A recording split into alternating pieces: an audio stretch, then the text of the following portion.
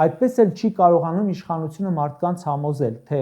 խաղաղություն է լինելու մեր սահմաններին, ու այս խառը աշխարհում ավելի շատ ենք համոզում, որ այդ խաղաղության մասին խոսքերը պարզապես դատարկ են։ Երեք տեղի ունեցած իրադարձությունը ևս հիմնավորում է այդ դատարկությունը։ Տեսեք,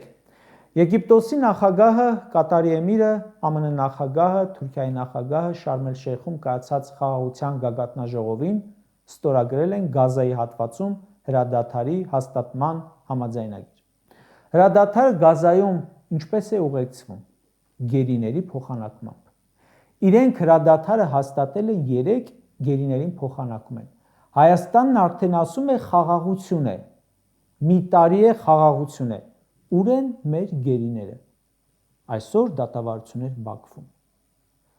Խաղաղություն է առանց գերիների վերադարձի, դա հենց պատճառներից մեկն է, որ չեն հավատում մարդիկ այդ խաղաղություն կոչվածին։